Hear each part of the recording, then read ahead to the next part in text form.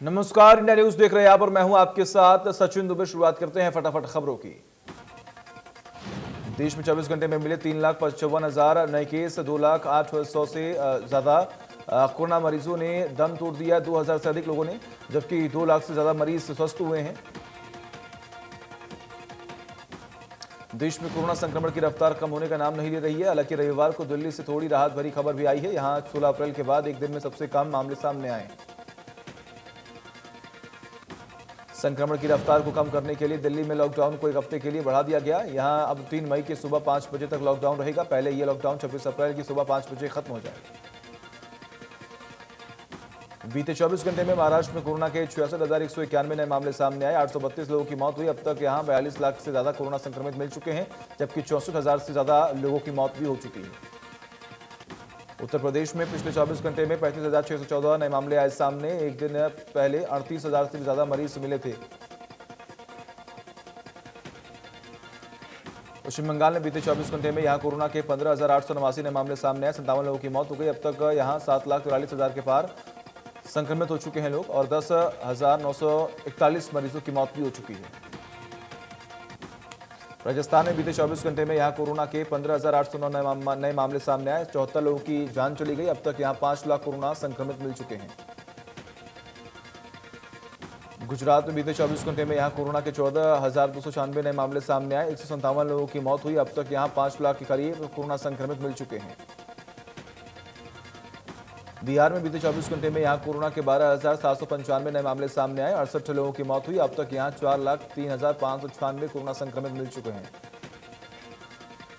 महाराष्ट्र और राजस्थान की सरकारों ने भी 18 साल से ऊपर के सभी लोगों को फ्री वैक्सीन लगाने की घोषणा कर दी है। महाराष्ट्र सरकार ने कहा कि वो 18 से 45 साल के सभी लोगों को कोरोना का फ्री वैक्सीन लगाएगी। इसके लिए उसे 14 से 15 करोड़ डोज की जरूरत होगी। राजस्थान सरकार ने भी 18 साल से ऊपर के लोगों को फ्री वैक्सीन लगाने की घोषणा कर दी है। राजस्थान सरकार ने बताया कि इस पर करीब 3,000 करोड़ रुपए खर्च होने का अनुमान है।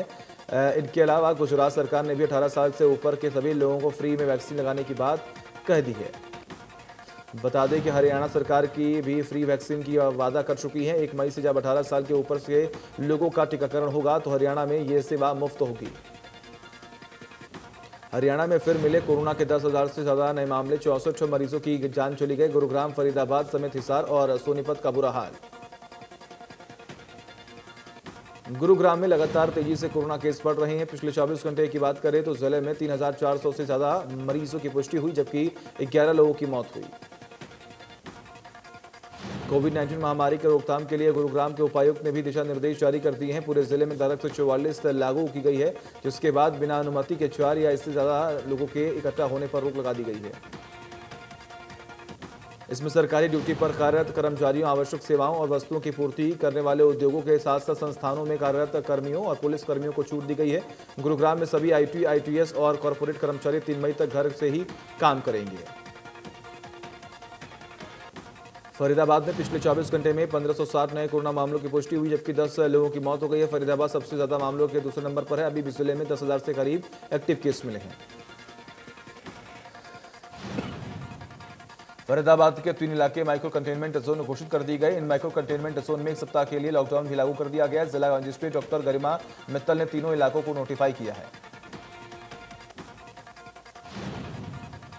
धारा 144 के तहत जारी इन आदेशों में जिला मजिस्ट्रेट ने कहा कि जोन 1 की ईएसआई सेक्टर 7 के साथ साथ सिविल डिस्पेंसरी सेक्टर के कवरेज क्षेत्र में आने वाले सेक्टर 7, 8, 9, 10, 11, 14, 15 और 15A क्षेत्र शामिल हैं। दूसरे माइक्रो कंटेनमेंट जोन में पीएससी खेड़ी कला का कवरेज क्षेत्र शामिल है, जिसमें ग्रेटर फरीदाबाद की सेक्टर 48 से 79 शामिल है। तीसरे माइक्रो कंटेनमेंट जोन में एनआईटी के 1-5, जिसमें एसटीएम नगर और सैनिक कॉलोनी का सेक्टर 48 व 49 शामिल है। इन आदेशों का उल्लंघन करने वालों के खिलाफ आपदा प्रबंधन अधिनियम 2005 की धारा 51 से 60 के तहत सख्त कार्रवाई अमल में लाई जाएगी। इसके अलावा आईपीसी की धारा 188 के तहत भी कार्रवाई की जाएगी। आईटी, आईटीएस और कॉर्पोरेट कंपनियों के कर्मचारी घर से ही काम करेंगे। इसके साथ ही सरकारी कार्यालयों के कर्मचारी मुख्य सचिव कार्यालय हरियाणा सरकार द्वारा जारी निर्देशों के अनुसार कार्य करेंगे। इसके अलावा सामाजिक, शैक्षणिक, खेल, एंटरटेनमेंट और अन्य गतिविधियां कंटेनमेंट जोन के बाहर कोविड-19 के नियमों का पालन करते हुए आयोजित हो सकेंगे। इसके अलावा हाल के अंदर सिर्फ 30 व्यक्ति और बाहर खुले में सिर्फ 50 व्यक्ति इस आयोजन में शामिल हो सकते हैं। हरियाणा पुलिस द्वारा कोविड-19 की वर्तमान स्थिति के बीच ऑक्सीजन सिलेंडर और रेमडेसिविर इंजेक्शन और अन्य जीवन रक्षक दवाओं की कालाबाजारी की रोकथाम के लिए हेल्पलाइन नंबर जारी किए गए हैं। अगर किसी को भी इस तरह की कोई सूचना मिलती है तो वह तुरंत कालाबाजारी में लिप्त व्यक्ति का नाम और नंबर बताते हुए पुलिस में शिकायत कर सकता है। कोविड की वर्तमान स्थिति के दौरान ऐसे जघन्य अपराध के लिप्त पाए जाने के व्यक्ति के खिलाफ कानून अनुसार सख्त कार्रवाई भी की जाएगी। हाल ही में गुरुग्राम में पुलिस और सीएम फ्लाइंग स्क्वाड की संयुक्त टीम ने 4 लोगों को गिरफ्तार किया है। काबू किए गए आरोपी 9 ऑक्सीजन सिलेंडर को 90,000 रुपए प्रति सिलेंडर बेचने के खिलाफ में थे, जबकि एक सिलेंडर का बाजार मूल्य लगभग 12,000 रुपए है।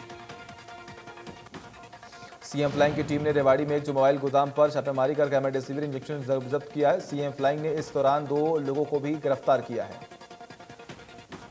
गिरफ्तार किए गए शख्स में से एक रेमडेसिविर बेच रहा था, दूसरा शख्स निजी अस्पताल का कर्मचारी बताया जा रहा है जिसने बेचने के लिए इंजेक्शन मुहैया कराए थे। सीएम फ्लाइंग के मुताबिक ये लोग रेमडेसिविर इंजेक्शन को 32,000 रुपए में बेच रहे थे, जबकि इसकी कीमत 2,450 रुपए है। कोरोना के लगातार बढ़ते मामलों के साथ ऑक्सीजन सिलेंडर की मांग लगातार बढ़ती जा रही है। कुछ लोग ऑक्सीजन सिलेंडरों को गलत तरीके से बेच रहे मोटा मुनाफा कमाने के लिए। ऑक्सीजन सिलेंडरों की कालाबाजारी का मामला गन्नौर के बड़ी औद्योगिक क्षेत्र के सामने आया, जहां पुलिस और स्वास्थ्य विभाग की टीम ने ऑक्सीजन गैस सिलेंडरों के होलसेल कारोबार के लिए भी प्रतिबंध लगा दिया है। फैक्ट्री में ऑक्सीजन गैस सिलेंडरों को रिफिल किया जाता है। कोरोना मरीज के परिजन ने जब फैक्ट्री प्रबंधक से सिलेंडर मांगा तो उससे 30,000 रुपए की डिमांड की। गुरुग्राम के अस्पतालों में भी बेड कम होने की बात सामने आ रही है। हाल यह है कि अस्पतालों के ग्राउंड में ही मरीज का इलाज किया जा रहा है। मरीज ने कोरोना का टेस्ट करवाया, जिसकी रिपोर्ट का इंतजार वो कर रहा था, लेकिन रिपोर्ट आने से पहले ही उसकी हालत बिगड़ गई और वो सेक्टर 10 के नागरिक अस्पताल पहुंचा, जहां बेड नहीं होने के चलते उसे भर्ती नहीं किया गया। कोरोना संदिग्ध मरीज को डॉक्टर ने हॉस्पिटल के ग्राउंड में इंजेक्शन लगाकर ही रेफर कर दिया। ऑक्सीजन बेड उपलब्ध न होने पर मरीज को रोहतक रेफर किया गया। शाम 6 बजे दुकानें बंद करने के सरकारी आदेश को अमल में लाने के लिए सिरसा पुलिस ने सड़कों पर मोर्चा संभाल लिया है। बाकायदा पुलिस ने जवान बाजारों में स्पीकर के जरिए मुनादी कर रही हैं। शाम 6 बजे के बाद कुछ दुकानें खाली मिली, जिन्हें पुलिस ने बंद करवाया और लोगों को जागरूक किया। पुलिस ने बेवजह सड़कों पर घूमने वाले लोगों को रोककर पूछताछ की है।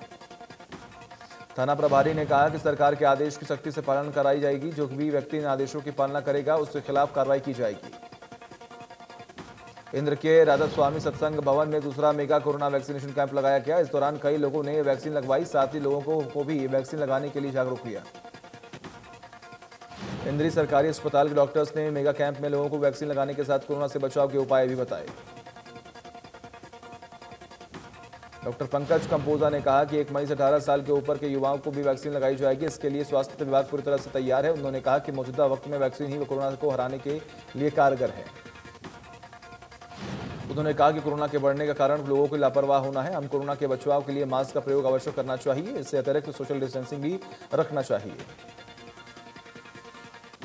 सिरसा में टूर एंड ट्रेवल्स सवारियों से एक्स्ट्रा चार्ज लेकर उन्हें बाहर बेच रही हैं। आरटीए विभाग ने विषय के ट्रेवल्स पर रेड की। नाइट कर्फ्यू के दौरान खोली एजेंसी को बंद कराया गया।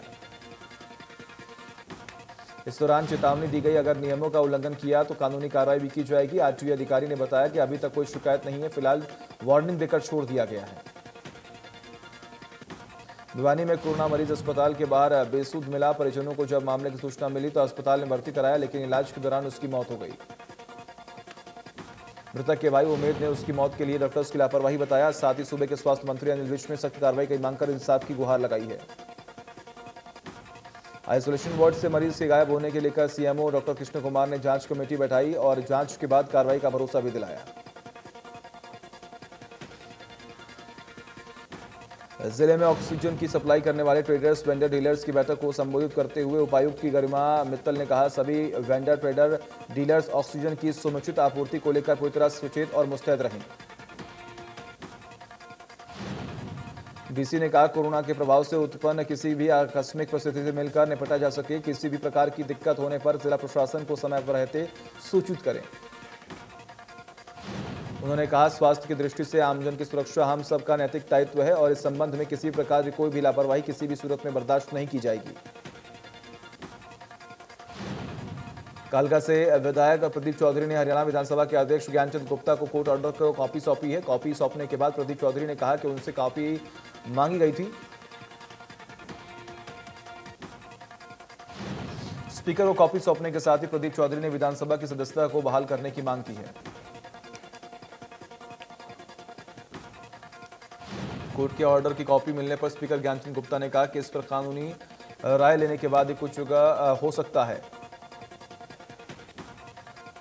बता दें कि हाईकोर्ट ने प्रदीप चौधरी को राहत देते हुए उनकी सजा पर रोक लगा दी थी। एक मामले में नालागढ़ की अदालत ने जनवरी को महीने में प्रदीप चौधरी को राहत दी थी। कांग्रेस नेता किरण चौधरी के पिता ब्रिगेडियर आत्मा सिंह का निधन हो गया है। किरण चौधरी ने ट्वीट कर इसकी जानकारी दी है। प्रदेश में बदमाशों को पुलिस का कोई डर नहीं है। खुलेआम बदमाश फायरिंग करते हैं और भागने में सफल हो जाते हैं।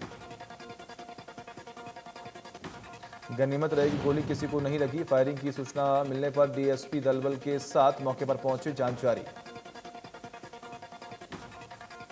फायरिंग की यह वारदात सीसीटीवी कैमरे में कैद हो गई, जिसके आधार पर पुलिस आरोपियों की तलाश में जुटी हुई है। 3 हजारी कोर्ट में 26 जनवरी को लाल किले पर तिरंगे के गए अपमान मामले में दोबारा गिरफ्तार दीप सिद्धू की जमानत याचिका पर आज सुनवाई के बाद जमानत दे दी है। बता दें कि कोर्ट ने जमानत 25,000 रुपए के नीचे मुचलके पर दी है। ये मामला एएसआई द्वारा दर्ज कराया गया था। मालूम हो कि चीफ मेट्रोपॉलिटन मजिस्ट्रेट गजेंद्र नागर ने 26 अप्रैल को सुनवाई करने का आदेश दिया था। वहीं आज से इस मामले पर 30 हजारी कोर्ट ने अपना फैसला सुनाया, जिसमें दीप सिद्धू को जमानत मिल चुकी है। अंबाला में सर्व समाज जागृति मंच ने महात्मा ज्योतिबा फुले और डॉक्टर भीमराव अम्बेडकर जयंती समारोह आयोजित किया।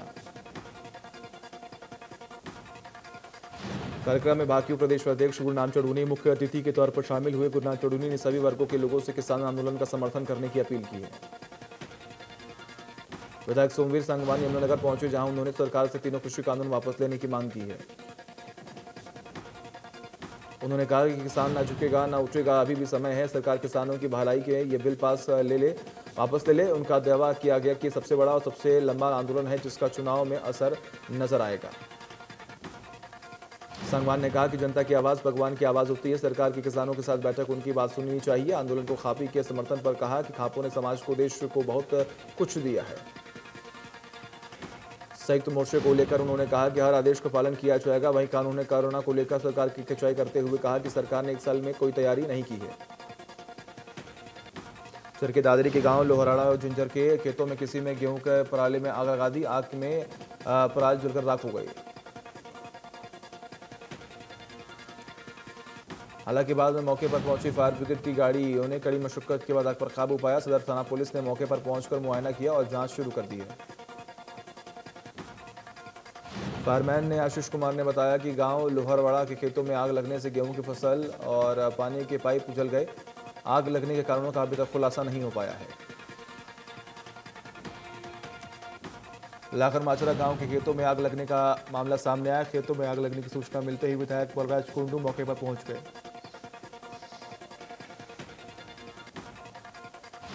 लाखर माजरा में गेहूं की करीब 8 एकड़ फसल जलकर राख हो गई है। कुंडू ने कहा कि किसान फसल को अपने बच्चों की तरह उपजाता है।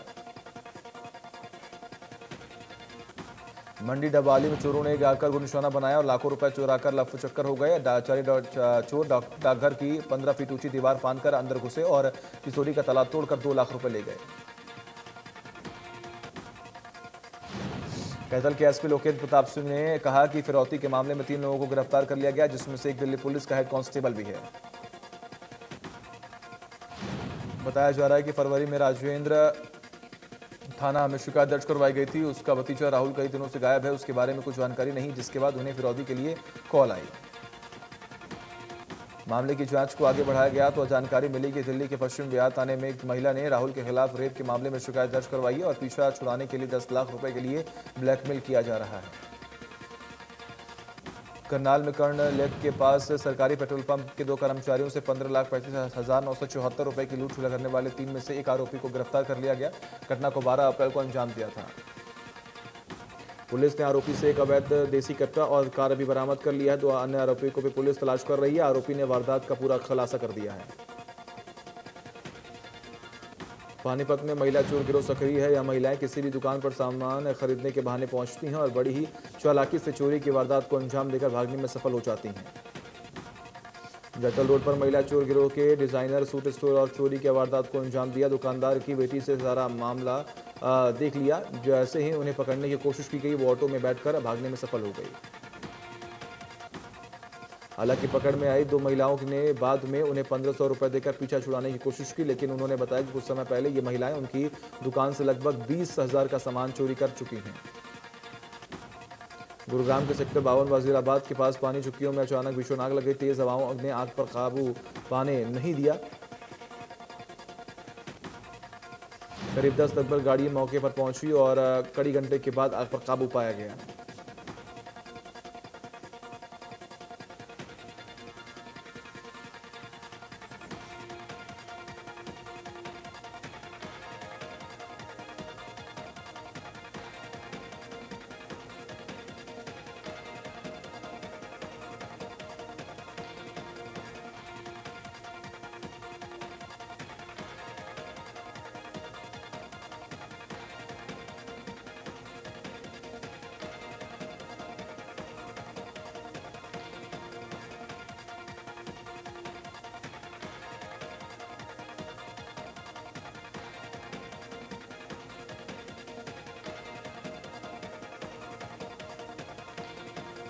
तो आपको जानकारी दे, करीब 125 झुग्गियाँ जो है वो जलकर राख हो चुकी हैं। लोग परेशान हो चुके हैं, मुश्किलें बड़ी हुई हैं।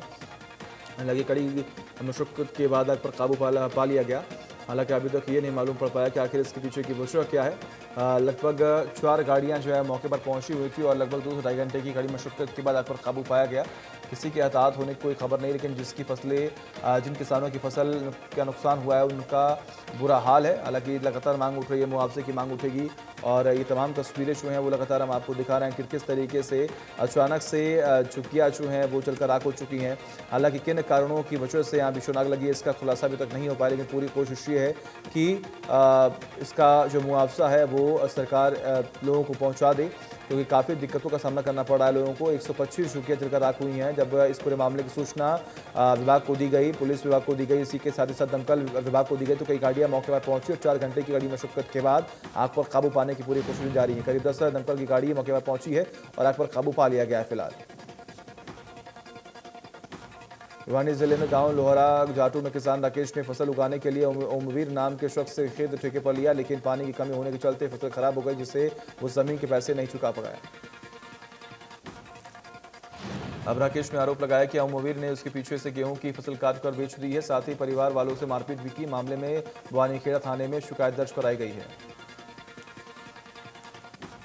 कैथल पुलिस ने पंजाब से स्नैचर गिरोह को गिरफ्तार किया है। गिरफ्तार किए गए गैंग ने कैथल में कई स्नैचिंग की वारदात को कबूला है। पुलिस ने सोने की ज्वेलरी बरामद की है उसके पास से। पुलिस के मुताबिक दोनों आरोपी वारदात के वक्त अलग अलग बाइक का इस्तेमाल कर रहे थे। पुलिस ने दोनों बाइक को जब्त कर लिया है, जांच जारी है। सिरसा में बाबा बुम्मर शाह चौक पर यूनियन बैंक के एटीएम में आग लग गई। बताया जा रहा है कि शॉर्ट सर्किट की वजह से हादसा हुआ। मौके पर पहुंची फायर ब्रिगेड की टीम ने आग पर काबू पाया। बैंक मैनेजर के मुताबिक आगजनी की घटना से एटीएम मशीन, फर्नीचर, एसी और पंखा समेत कई सामान जलकर राख हो गए। घटना से करीब 12 लाख रुपए का नुकसान हुआ है। कुरुक्षेत्र के बाबैन खंड के गांव भीट बंगोली के गैस सिलेंडर लीक होने से एक मकान में आग लग गई। आग इतनी भयानक थी कि थोड़ी देर में घर में रखा सारा सामान जलकर राख हो गया। हादसे की जानकारी देते हुए सुखबीर सिंह ने बताया कि खाना बनाने के लिए सिलेंडर का ऑन किया तो आग लग गई। गांव वालों की मदद से आग पर काबू पाया गया। एक तरफ कोरोना महामारी से जहां लोगों को अस्पताल बेड नहीं मिल रहा है, तो वहीं थैलेसीमिया जैसी बीमारी के मरीजों को ब्लड के लिए परेशान होना पड़ रहा है। डिवाइन चैरिटेबल ब्लड सेंटर के ब्लड कैंप लगाने के मकसद है कि थैलेसीमिया जैसे रोगियों को आसानी से ब्लड उपलब्ध हो सके। संस्था के पदाधिकारी जय कुमार ने बताया कि महामारी के इस दौर में थैलेसीमिया से ग्रस्त बच्चों के लिए रक्त की भारी कमी हो रही है। हदौर के गांव बरसान की रहने वाली रूपा कंबोज की टैक्सेशन इंस्पेक्टर के पद पर नियुक्ति हुई है। रूपा के मुताबिक समाज में बेटियों को काम आंका जाता है, लेकिन लड़कियां भी वही मुकाम पा सकती हैं जो लड़के हैं। रूपा ने कहा कि कामयाबी से काफी गर्व महसूस हो रहा है, परिवार का पूरा साथ रहा है। कोरोना संकट के बीच पश्चिम बंगाल में 7वें चरण के लिए विधानसभा चुनाव जारी हैं। इसके बाद बंगाल में सिर्फ एक चरण का ही चुनाव बचा है। 2 मई को नतीजे भी आने हैं। यूपी पंचायत चुनाव के तीसरे चरण में 20 जिलों में वोट डाले जा रहे हैं। इस दौर में 3.52 लाख से ज्यादा उम्मीदवारों की तकदीर का फैसला होगा। आरसीबी के कप्तान विराट कोहली पर चेन्नई सुपर किंग्स के खिलाफ आईपीएल मैच के दौरान धीमी ओवर गति के लिए 12 लाख रुपए का जुर्माना लगाया गया।